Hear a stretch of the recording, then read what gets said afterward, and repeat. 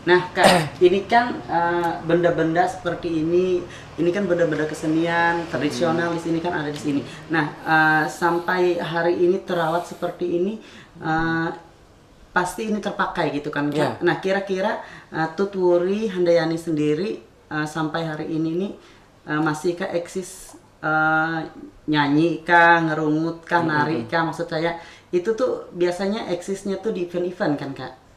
Iya, Misalnya event merupakan sebagian saja daripada aktivitas sanggar kalau event. Misalnya kalau event dalam konteks pertunjukan yang sifatnya untuk diminta kayak atau nikahan gitu lah, Kak lah. kalau nikah yang istilah kita kan ngadat ya. Ngadat ya, Ya, ngadat.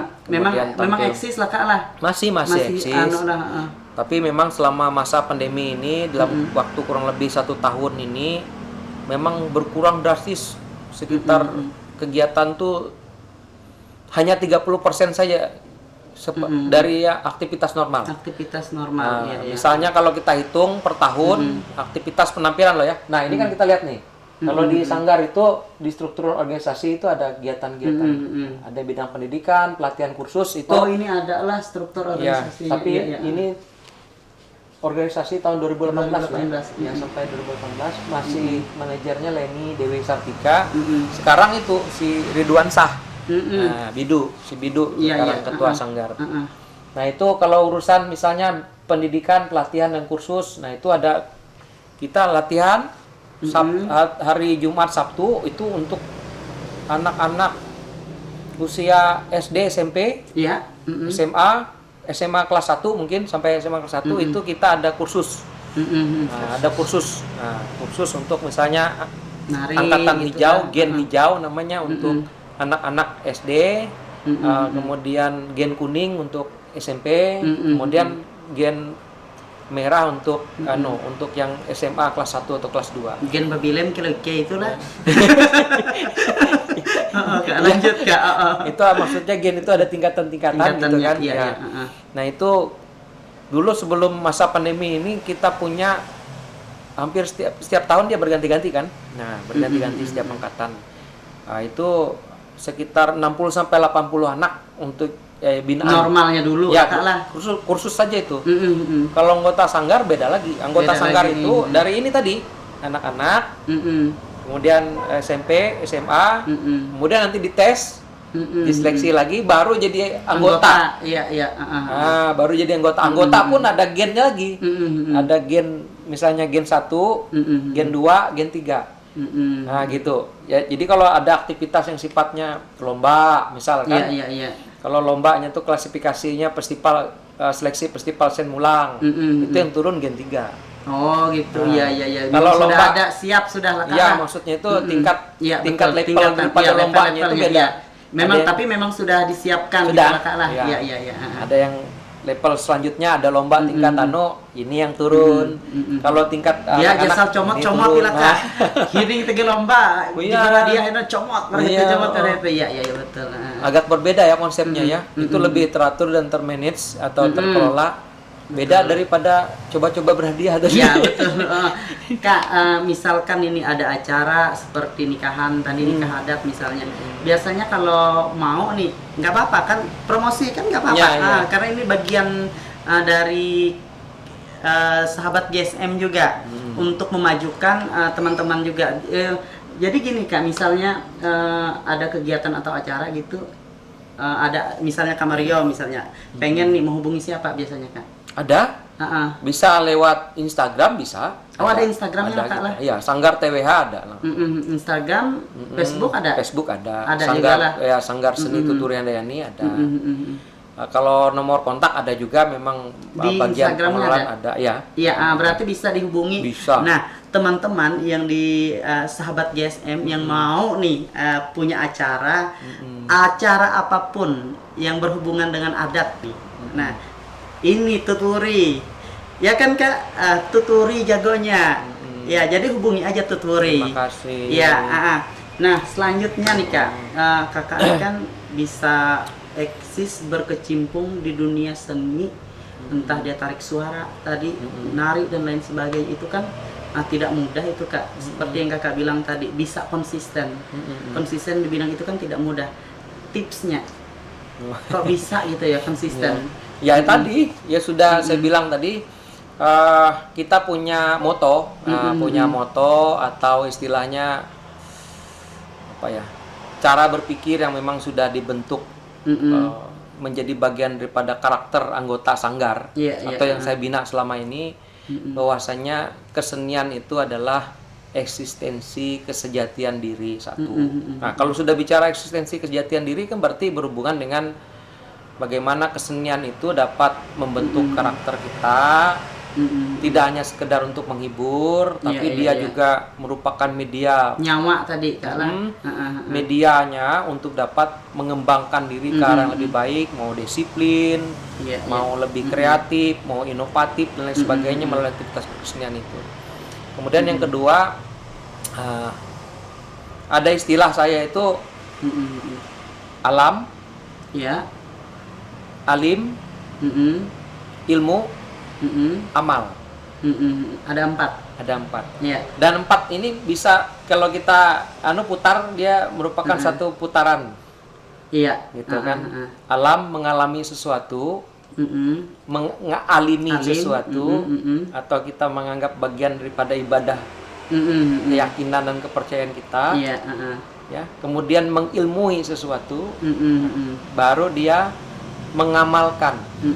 Nah, jadi 4 ini itu merupakan pilar daripada pembentukan eksistensi kesejatian diri melalui aktivitas berkesenian itu.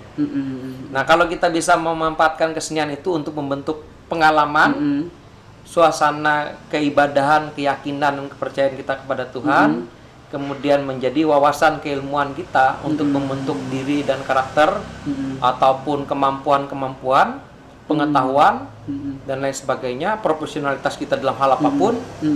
Sebenarnya seni itu kan merupakan, mohon izin ya, kesenian itu merupakan bagian daripada entitas terluar daripada kebudayaan loh sebenarnya. Nah, itu harus benar-benar kita paham dulu. Nah, dari kita pakai batik, tawan ulu jite benang bintik, nah, misalnya, ulu Dayak jite, iyo, kan dia entitas terluar.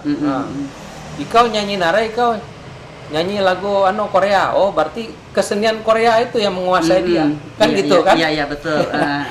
Atau tari hip hop misalnya, atau K-pop misalnya apa? Loh, kapan tari Dayaknya? Berarti kan gitu. Berarti dia tidak dalam konsep daripada mengilmui tadi, kesadaran dirinya belum muncul terkait dengan identitas dan karakteristiknya. Kemudian baru dia mengamalkan. Jadi konsep terkait dengan pengalaman, kemudian alim, kemudian ilmu, kemudian diamalkan dalam hidup dan kehidupan. Jadi konsep ini, itu caranya. Kalau kita bisa berpikir seperti itu, biar nanti eksistensi itu akan berjalan dengan sendirinya. Dan pasti Tuhan akan berikan jalan. Kalau kita lagi seperti ini, situasi lockdown, situasi pandemi dan lain sebagainya, aduh Tuhan ini ada aja cara Tuhan untuk kasih cara berpikir. Atau ada orang-orang datang sendiri, Kak, selalu ada jalan, Tuhan kasih. Iya, kami mau walaupun nggak boleh, kami mau sewa bajunya saja misalnya. Kami mau ngambil potret dan lain sebagainya. Tetap aja ada tetap income untuk sanggar, tetap aja. Misalnya terkait dengan kegiatan kesanggaran. Begitu terus. Walaupun memang situasi seperti saya bilang tadi, memang ada penurunan aktivitas kurang lebih 70% daripada normalnya. Nah, hanya 30% saja. Misalnya dalam 1 tahun, kalau aktivitas penampilan paling tidak itu ada sekitar 30 kali ya. Setahun loh. Itu kadang-kadang ada bulan-bulan tertentu yang memang padat, kadang-kadang ada yang kosong. Kita menyesuaikan. Itu sekitar 30 kali. Kali aja misalnya kalau dia normal ngadat, boleh ya ngomong? Nggak apa-apa. Ngomong finansialnya. Nggak apa-apa, silahkan ja. Iya, silahkan ja. Misal kisaran 2,5 juta sampai 3,5 juta sekali penampilan kan. Kali aja berapa? Nah, itu yang uang berputar di sanggar untuk penampilan. Belum sewa kostum. Belum apalagi misalnya ada yang minta mua. Make up artist, di make upin dan lain sebagainya. Nah, itu. Belum ada yang minta dilatihin. Betul. Nah kalau dulu tuh ini, jadi kalau boleh bilang Sanggar itu sebenarnya cukup prospektif secara ekonomis, ya, kemudian sosial. Itu kalau income normalnya, apalagi kalau misalnya saya juga sering dapat job, begitu kan, tari massal. Nah, itu dari tahun 2000 hampir tidak pernah berhenti dari tahun 2019 terakhir Kak lah. Ya, ada. Ya, 2019 terakhir itu setiap tahun ada terus tari massal. Tiap tahun. Nah, itu kalau pegang tari massal biasanya mohon izin kisaran antara minimal tuh 150. Itu pernah tuh kas Mario Duho Paku itu 2005 teh Duho Paku nampak musik. Oh, nyangka penjenari. Iya. Gawe hari terpendam aja kenapa jadi ketawa. Iya. Oh iya, Kak. Merekam musik berapa kali tuh? Waktu kita tim Kalimantan Tengah mau berangkat ke Cina, bantu juga sama Om Mario waktu itu bantuin waktu itu. Itu kalau misalnya kegiatan itu sekali itu bisa 150 minimal, 150 juta. Nah, bahkan ada beberapa kali kegiatan mohon izin, misalnya Pesparawi Murung Raya 2013, kemudian pembukaan seleksi tilawatil Quran 2017, itu fantastis anggarannya. Pesparawi dulu sampai M. Kalau STQ kemarin sekitar 850 lah. Nah, kalau biasanya normal 150 sampai 300 kan gitu. Itu setiap tahun ada. Cuman ya itu gara-gara situasi dan kondisi sudah 2019, 2020, 2021 kosong. Itu dia. Tapi masih ada lah kalah seperti yang Kakak bilang tadi, ada jalan ada lah, Tuhan. puji Tuhan ada. Untuk yang sifatnya bertahan paling tidak untuk kepentingan mobilitas ekonomi di Sanggar itu ada. Tetap ada. Itu dia. Cuman nggak lebih nggak gitu lebih iya Babe sangat kuluk mikir. Kan dosen ekonomi.